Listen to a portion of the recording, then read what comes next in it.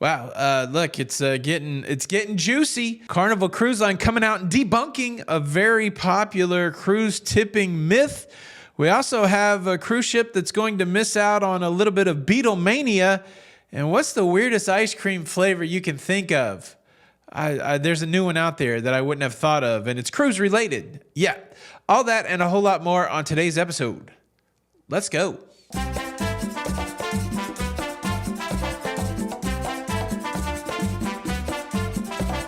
Hey, what's up, everybody? Welcome to La Lido Loco. Welcome to the Cruise Show.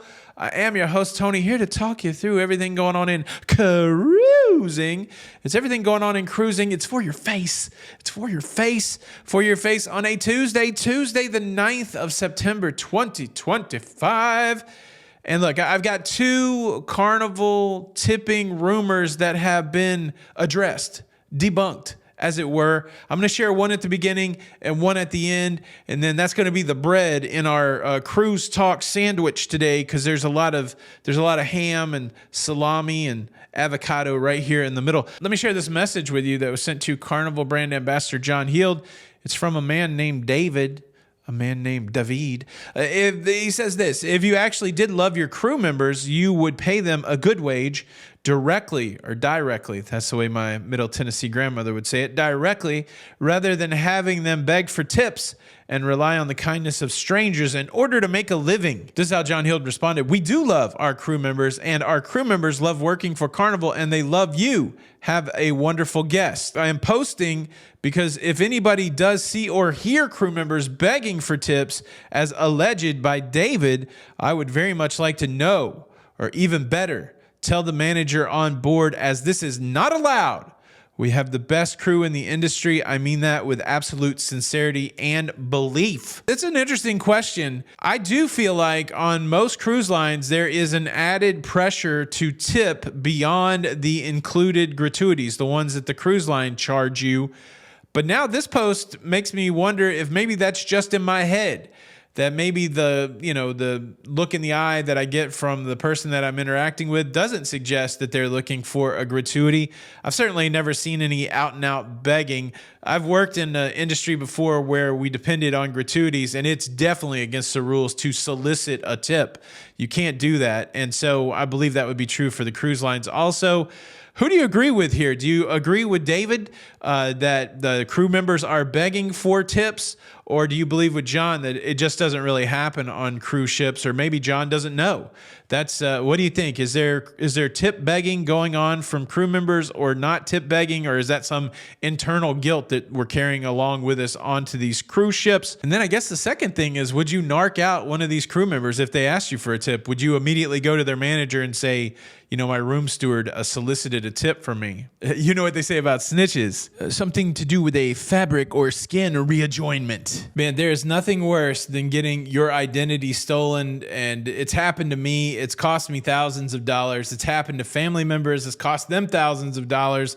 And that's why I'm excited for the sponsor of today's episode, NordProtect. NordProtect is an identity theft protection service that gives you all the tools you need to keep your identity safe. Tools that include credit monitoring, identity restoration. Let me hit you with some of the key benefits of NordProtect. Like I said, it's an all-in-one identity theft protection service. It's really just the one spot that you need to go to protect your identity. There's even extra things in there that I wouldn't even think about, like protection from cyber extortion, monitoring of the dark web. It was created by experts, so there's people with a lot of experience in the space that created this service. Quick and easy to set up, that's a big one. And also there's a variety of plans. So they have the silver, the gold, and the platinum plan. So it really, a plan for everybody's budget. One thing I really like about NordProtect is its ease of use. Simply just pick a plan, you set up your monitoring, you verify your identity, and that's essentially it. You just sit back and enjoy your protection after that. Now, NordProtect only available to folks that are in the United States, but I do have an exclusive discount. Get that exclusive 5% discount by using the code LALIDOLOCAPROTECT at checkout, or by clicking the link in the description. Thank you, NordProtect, for sponsoring today's episode. All right, now let me tell you about a cruise ship that's missing out on Beatlemania. Oh, yeah. What's the clap on that? Tell you something. I don't know where the clap goes. I think you'll understand. And Anyways, a shout out Ludacris. The Disney Fantasy is doing a cruise around the British Isles, and one of their ports of call is Liverpool. Liverpool in England. Of course, that's the hometown of the world famous Beatles, a really big show. And well, there's a bad wind, so the UK, the England, essentially some islands, and they are subject to the wind, and the wind is so bad that the Disney Fantasy is going to have to scrap part of their British Isles cruise, and the first scrapping is Liverpool. So Liverpudlians are not going to get to see cruise passengers. Instead, it is going to be the fine folks in Belgium and Norway that will get to see these cruise passengers. They're altering the whole back end of this cruise because of strong winds and adverse sea conditions. And look, Belgium and Norway, that's a great substitution. But if you had your heart set on going to Liverpool, I could see that being a bummer. Disney Fantasy was supposed to arrive in Liverpool on the 11th of September, a couple days from now. So the weather has to be bad if this far in advance they're scrapping the whole rest of the cruise. And I do want to talk about a press release that came out from Carnival Cruise Line today, showing continued love for a particular cruise port deep in the heart of Texas. Do you know the one I'm talking about? Yes, I'm talking about Galveston, Texas. Carnival has released its 2027, 2028 itineraries, and it's going to maintain a 4-ship Galveston deployment, and it's going to be bringing a couple new ships to Galveston as part of the 2027, 2028 season. Look, Galveston is the hot lick. I'll tell you that. Now, Prince is bugged out of Galveston. Not sure why they did that, but starting in November, you're going to have MSC in Galveston. Royal Caribbean is in Galveston. We've got Carnival in Galveston. I don't know who all is in Galveston. Some of my Galveston cruiser. Who else is down there? Does NCL have a presence? But Carnival is saying, look, we're sticking with it. These are the 4 cruise ships that will be cruising out of Galveston 2027, 2028. The Carnival Horizon, the Carnival Spirit, the Carnival Breeze, and of course, the flagship right now for Carnival, the newest XL class cruise ship, the Carnival Jubilee. And look, right on the front of that Jubilee is the Star of Texas. I tell you what, I went on the Jubilee shortly after it was released in Galveston. That was my last time to Galveston. They did it up right. You got the big Texas star on the front of Jubilee. They had a Texas cruise director in Kendall Fire. And, during the announcements where they'd say, hey, where is everybody from? Are you from France? Are you from Spain? Or are you from the United States? Well, what part of the United States are you from? They even broke it down into what part of Texas you were from. Texas is so big that they have pockets of different kind of identities inside of Texas. So Carnival Jubilee, certainly a Texas cruise ship with a Texas vibe. That's that cruise ship where the football guy is going on. I didn't mention it in yesterday's story when I was talking about the guy that was upset that he couldn't get a guarantee about a football game. Football is a big deal in Texas. So, congratulations, Galveston. You continue to get fawned over by the cruise lines, and I think it's good. There's a lot of great cruisers, great people cruising out of Texas, and it looks like it's going to continue to be the case. Have you ever cruised out of Galveston? What did you think about it? Leave a comment below. Just quick programming note. It is Tuesday. That means there's going to be live shows tonight. Look, I booked a cruise yesterday that's a super rare cruise. This hasn't happened since I've been cruising, and so I had to get on it. I'll share what that cruise is tonight at 9 p.m. here on this YouTube channel. Well, it's open for everybody to come and visit. And then we do have a Patreon show tonight for people that are members of our Patreon community. You can go over there. It's just $5 a month. Patreon.com/La Lido Loca. You get a bunch of extra live shows a month, maybe 3 or 4 live shows a month. And I think Jenny B is going to be on the Patreon show tonight, but I will be solo on the YouTube here to tell you about the cruise that I booked. So feel free to join. All right, now let's talk about the most funkadelic funky. Did they really make an ice cream flavor that tastes like that ice cream? This one was all over my social media yesterday. Here's a tweet. Do we still call them tweets on X? Here's an X from Carnival Cruise Line saying, "Summer isn't over yet. We partnered with Van Leeuwen to create the very first sunscreen flavored ice cream. Would you try it?" I had to check the calendar to make sure it wasn't April's Fool's. I think this is a legit ice cream flavor. I assume it's going to taste like coconut, right? I don't know. I was just going, look, it's not unusual to experience suntan lotion, but I don't know if I want to experience it in the form of ice cream. Van Leeuwen is a fairly famous ice cream brand. They've been making ice cream since 2008, a New York City-based ice cream company, but they do have shops. It seems niche, right? New York, New Jersey, Colorado, Connecticut, Washington, D.C., Pennsylvania, Massachusetts, Florida, Tennessee, Georgia, North Carolina, and Illinois. But they're now they got locations in Miami Beach, which Miami is the home of Carnival Cruise Line, Miami Beach, and then they're going to have one soon in West Palm Beach, Delray Beach, Miami, and Palm Beach Gardens. It's tough. I mean, it's tough. What's your favorite ice cream flavor? My favorite ice cream combination is orange sherbet and chocolate ice cream. Baskin Robbins used to have that every time I would go there. It's hard to get now. There is a local ice cream shop that I can get that from.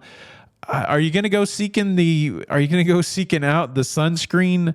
Of all the flavors you could pick, is sunscreen the most identifiable flavor that goes with cruising? I think sea salt or something salty would be interesting, like ocean taste. I don't know. Fish would be a bridge too far, I think. But would you try this? Would you try this sunscreen or not? Leave a comment below. Look, there's also an article out there about 6 ways to avoid gastrointestinal illness on a cruise ship. This was published by The Independent.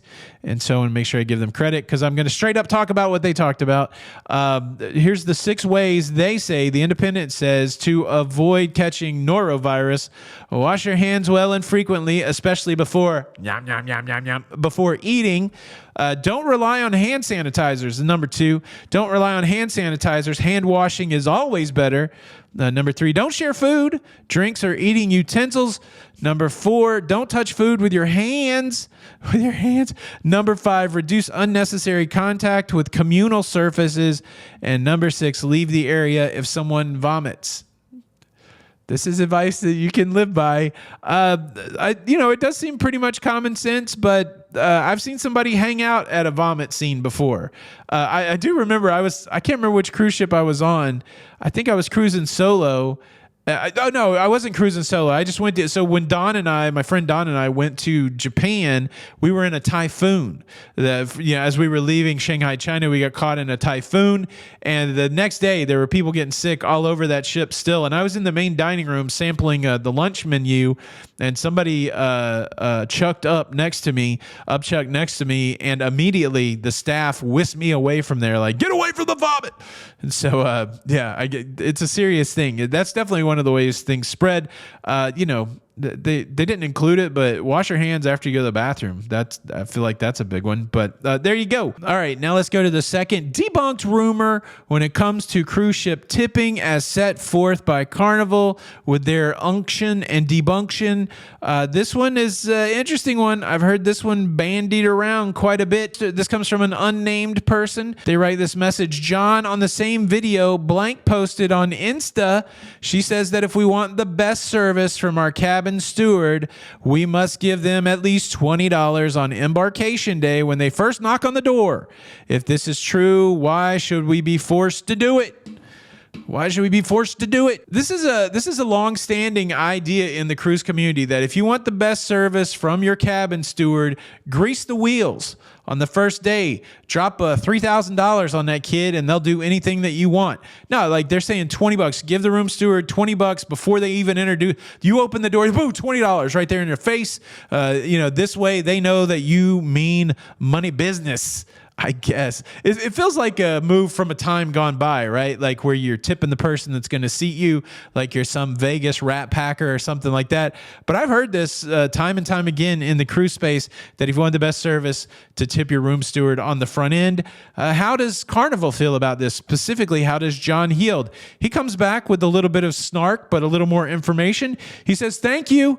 This is an important question up there with how many men does it take to change a light bulb? Something I'd wish before I purchased a lighthouse. Honestly, it's complete and utter nonsense. You do not repeat. not need to tip the cabin attendant on the first day when they are introduce themselves to you.